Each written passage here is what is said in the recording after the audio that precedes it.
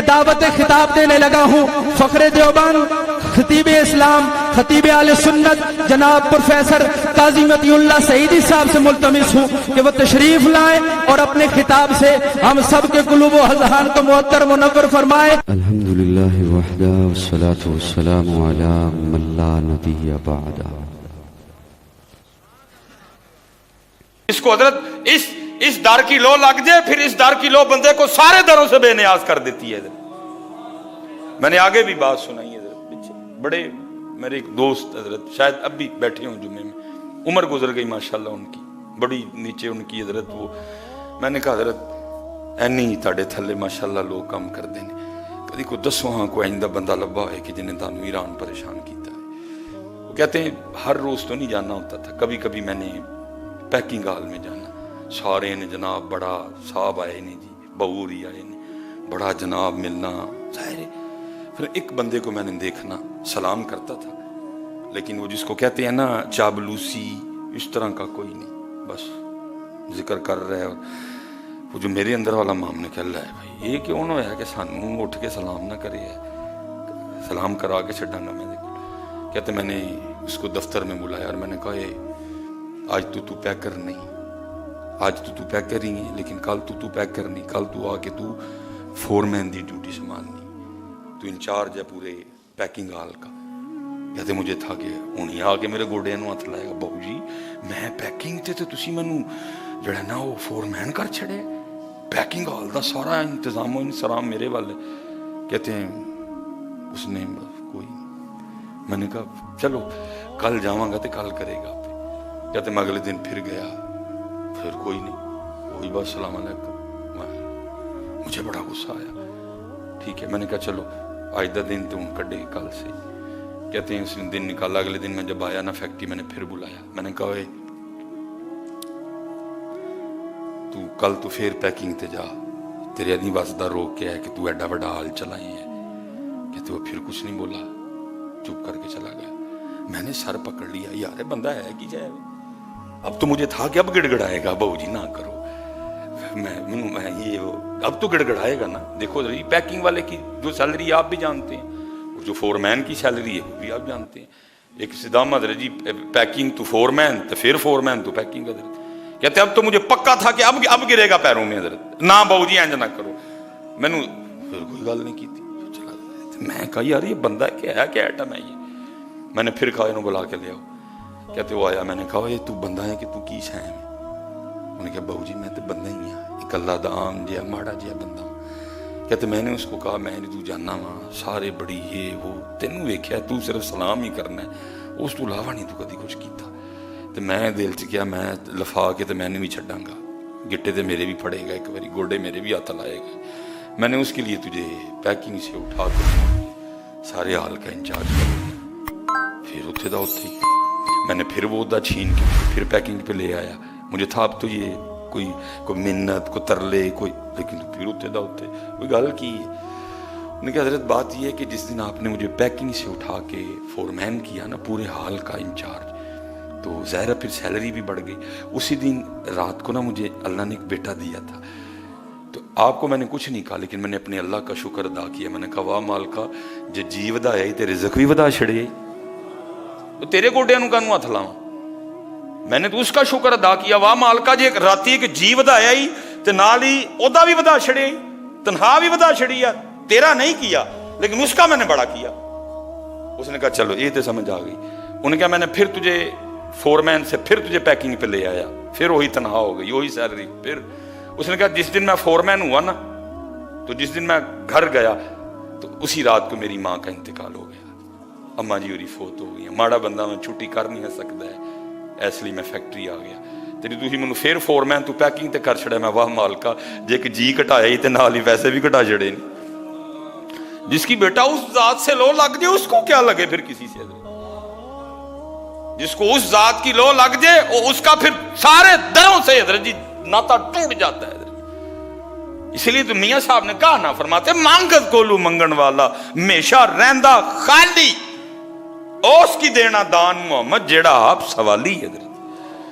ملک دے ملکاں والا تے ملکاں دا والی.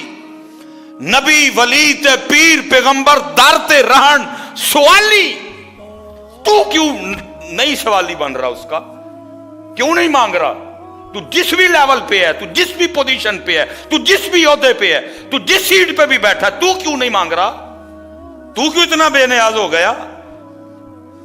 तू बेनियाज नहीं, बेनियाज उसकी जात है मियां। हैं अल्लाह अकबर। तू फकीर है। या अय्युहन्नास अंतुमुल फुकराउ इलल्लाह, ओए लोगो तू ही सारे ही अल्लाह दे फकीर हो। तू भावें तू हाँ मैनेजर है, हाँ तू मालिक है, हाँ तू बहू है, हाँ तू डॉक्टर सुलेमान मिसबाही है, हाँ तू पीर है, हाँ तू पीरे तरीकत है, तू जो भी है सारे अल्लाह दे फकीर है। या अय्युहन्नास अंतुमुल फुकराउ इलल्लाह, खुदा दी कसम जे फकीर रवो मोजां करोगे। बंदा मारिया उदू ही जाता जे जो बंदा अपने आप को कुछ समझ लेंदा है। ये जो नहीं ना मांगते ये समझे बैठे हैं खुद को। हैं वल्लाहु गनियुन हमीद। जितने मेरे भाई काके बैठे पुत्र गिड़गिड़ाया करो, सुनो जरा तफसीर कबीर सियाबी रसूल अलैहिस्सलाम मनवान नहीं मफहूम बात का। वो कहते हमने देखा एक अराबी आया ऊंटनी पे, ऊंटनी मस्जिद के बाहर खड़ी की और आके नमाज में मशगूल हो गया। खुशू व खुजू से नमाज पढ़ी। नमाज पढ़ के उसने मुनाजात दुआ की और उठ के मस्जिद से बाहर निकला। कहते हम देख रहे थे। कहते जब वो मस्जिद के बाहर आया तो मंजर क्या था, उसकी ऊंटनी नहीं थी। उसकी ऊंटनी अब अल्लाह की बारगाह में अर्ज क्या करता है, या इलाही मैंने तेरी अमानत अदा कर दी, मैंने तेरी अमानत अदा कर दी। अब ये तो बता के मेरी अमानत किधर है?